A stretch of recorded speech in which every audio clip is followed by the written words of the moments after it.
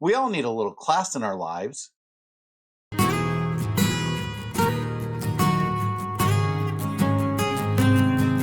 I took a class today and it was wonderful. Hi, and welcome to Quilt Meets World, where we have adventures in piecing and joy. I'm Russ. Come on into my sewing room. So, what's been going on? Well, last week we left off and I had 108 half square triangles cut out that just needed to be pressed and sewn into flying geese units. I spent some time organizing them and I got everything put together. So I got 52 flying geese type units put together. Now, I know somebody is doing some math and I had 108 half square triangles last week and only 52 flying geese. I was really confused. I even looked at the pattern, going back and forth, and the pattern basically in the middle drops 4 of the half square triangles. We cut out them, we make those just based on the way that everything is written in the pattern. And as I'm pairing them up, I had 4 extra and I was just really confused. I felt that I was losing some. I was counting back and forth. I seriously spent about 20 minutes trying to figure out what was going on. And finally, I was reading and discovered that between page 1 and page 2, they decided to drop a handful of half square triangles. Well, they dropped a handful of half square triangles that you are using. A lot of it is just simple cutting instructions. It's easier if you do the stack and whack method to worry about all these and making sure you have them. And if you want a little bit more variety and everything, it works that you probably do need, or you can use us for. It could be however you want to do it. It just, like I said, really confused me. But at least I had 4 extra half square triangles and not 4 short half square triangles, because trying to make 4 more would have been just, a little annoying. So as I said, I took those 104 half square triangles and pieced them into these 52 units. Obviously, I'm not holding up 52, but these are a pair of them. I've also been organizing them, and they are sitting on my cutting table back there in the order that I want them to be in the quilt. So that's why I'm not showing you more. They're all sitting there waiting to be pieced together. They also need to be pressed before I can piece them because I want all my seams to nest. I could do them all in one direction, and sure, everything will still go together. I probably could also open them up, but I like the nesting of seams, not the open. Opening requires a little bit more precision, whereas if they're nested, I can just, if I can quickly show, I can just push them together like that and sew them very quickly like this, as opposed to like if they're open, then I would need to do some sort of pin to make sure nothing shifts. And if they were both pressed to one side, then I definitely would need to pin to make sure nothing shifts. So yeah, that's that's where this project is currently sitting. It's just a whole bunch of ironing now. Pressing. I should use the word pressing because ironing means you're pushing, pressing means you're keeping everything straight. What else has been going on? Today I took a class. I led that with this morning. The class was at my local quilt shop, and it was fundamentals of long arm quilting. I'm sure people are thinking, hey, Russ, don't you already have a long arm? Don't you know the fundamentals? Yes, and yes, but I also like to learn from multiple people. That's what I really love about YouTube. I can easily go in, and if somebody has a method of, I'm going to say piecing half square triangles, I can look at 4 or 5 different methods that folks have and take their stuff and develop my own method that I like. The same thing is going on with, anything that I do with sewing, and that has now extended to the long arm. Everything that I know I was taught by the friend of mine who I got the long arm from. I'm not saying that he doesn't know everything, because he knows a lot. He is a wealth of knowledge, and he has been a lot of help since I've gotten it. But I also like that other perspective that somebody else may have, because everybody teaches different, everybody learns different, and everybody has different techniques. So I did take the class, and I got a lot of knowledge out of the class. I also learned a few tips and tricks out there that either weren't explicitly taught, or maybe they were, and I just forgot them, or they never came up in any of my hands-on learning. A lot of what I know with long arm has been hands-on. So if something didn't come up in my hands-on stuff, then I definitely did not learn it and everything. So actually getting the option of, this is a set class. She knows what she's teaching with the class. She makes sure that she covers everything. And then actually, seeing some of the stuff in action prompted me to take some notes. So that was a lot of awesomeness that I learned. It was worth the price of admission. There was one huge thing that I did learn. I do not like the paper pantographs. I'm not saying that they're bad. They do have their use, and I really understand what their use is. They just don't work with me. When I had my very first experience on the long arm, which I'm realizing is 8 years ago now, 9 years ago, 7 years ago, a number of years ago.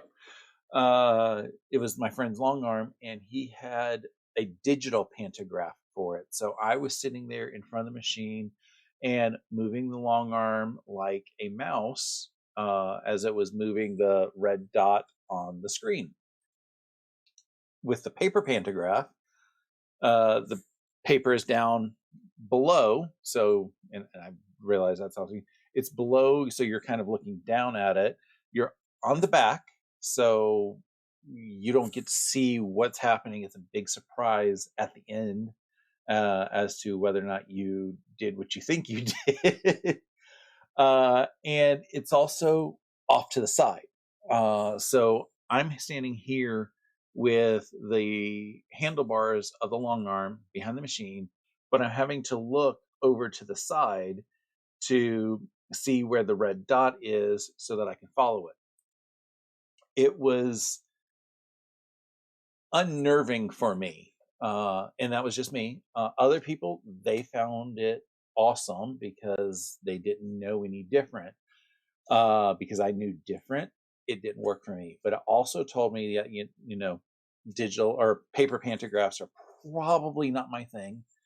I think that's fine for me though, because when I'm working on any quilts that I'm going to do, I'm either going to be doing digital pantographs, which don't require me to worry about anything, because the computer will be doing all of the moving of that. Or I will be doing ruler work or free motion, which would be up front anyway. So, and I don't have the handlebars on the back of my machine anyway, so that's not really a big thing. And then I also found out that they don't rent out their computerized machine for us to work on a quilt on. I was a little confused at first, but the answer that she gave made perfect sense. It was when we're renting time, we're really renting her time because she helps load the quilt on, helps get your basting in there, get your stuff all set up so that you can just drive and run with it whenever you want to do whatever you're doing. So whether you are behind the machine following a pantograph or in front of the machine doing free motion, you are in control of everything, but she needs to be there in case you need some help. If you are renting just for digital, what you're really doing is you are watching her basically set up the machine and everything, and then watching the machine do all the work. So you're sitting there paying to watch. Not saying that would be a bad thing, But for some people, and especially for my local quilt shop, it feels like they are taking money and not giving you any worth because you're not doing anything to um you're not doing anything towards your quilt. You could easily have just, wrote a check out to somebody else and said, "Hey, can you put that digital pantograph on my quilt?" And in some cases, you may be spending more money because it might be like per hour. It may take you more hours to do a digital pantograph, depending on how intense it might be, versus taking somebody who will do it at, I'm going to say 4.5 inches or 4.5 cents a square inch. So yeah, there's that whole trade off. So it does make sense. It just means that when my queen size quilts, and I have a couple king size quilts that are in my in process, when those come around to be quilted, I'm definitely going to have to quilt by credit card with those, quilt by check, quilt by credit card, just because I can't fit them on my machine. And the local quilt shop doesn't let us do pantographs on their rentals. And like I said, I get it. And I did the math, and it would cost about the same if I rented their digital, probably, versus if I pay by card. So I don't feel like I am losing out on that. I just, it was just weird at first because that was my hope, was to be able to rent their big machines to do the big pantograph. It's now, I'm not saying that, I lost anything in the class, because like I said, I learned a lot in the class. I took a lot of good notes, and I now feel like I have more uh, confidence to go play more on the long arm, especially with loading of a new quilt backing, because it's about time for me to load something in there. And I think what I'm going to do is I'm just going to load a practice quilt and see what I can get done. Not sure when I'm going to have time to do that yet, but that's in my next couple weeks of what I want to do. What do I have for goals? That was a big question that I had when I came around here today, and started doing my planning for the video. Uh, I thought that I was going to have more time and evenings in here this past week, but yeah, I'm still exhausted from work. Yeah, I don't know when that's going to start letting up. It feels like it should be letting up, and then something else comes. It's really been a lot of, this is how it's supposed to be working, and that's how it's working. But when you're still running, it feels like at 120%, trying to get ahead of all these potential issues that people think they have, but they're not. Yeah, so we're still running with that. So evenings, I'm not getting much in here. But for goals, what I do have is I want to get at least these pressed. It shouldn't take me a lot of effort to press them. It's organizing them into piles and then just, swipe, swipe, swipe. Uh, use the clapper to help keep them flat. That should go fairly quickly. I'm hoping that I might be able to start getting some of them sewn together. Uh, that may or may not happen because, yeah, I have another thing that I want to do, as if I needed more things to do. Uh, the awesome person, Stephanie of Stephanie Stitches, I bought her spring project box, and she has this really, really gorgeous pattern that came with it, with the fabrics, and I think that I want to start it, mostly because she is doing a sew along on Saturday in her live that she has. I think it's this Saturday she's going to be doing it. I'm sure she's going to make a comment down below if she's not. But if I remember correctly, she said that Saturday, April 29th, she was going to do it. And I want to see if I can get the fabrics cut based on her cutting instructions, so that I can sew along with her, watch her on the big screen up here while we're all sewing together. It is definitely more entertaining to sew when you have somebody to sew with, especially if it's the same project and you can kind of gauge if you are behind or ahead. It's not a race. I'm probably going to be behind. But getting all the fabrics cut up together, this does look like it's a complicated pattern just by looking at it from it. But I've read through the instructions and it's not. It is very simple, it looks like. So I am definitely looking forward to being able to go through the pattern and sew along with her. We'll see how far I get. So I'm thinking Saturday is going to be cutting up fabric and doing the sew along with her. And then Sunday will be getting to sew my flying geese together. And then after that, we will decide which project starts to win out. So I have a problem, y'all. I bought a backing for a quilt kit that hasn't even arrived yet. This fabric is gorgeous. During our break in our long arm fundamentals class this afternoon, the instructor, she said, we've got about a 10-minute break. Use the facilities. If you want to go upstairs and buy anything, feel free to.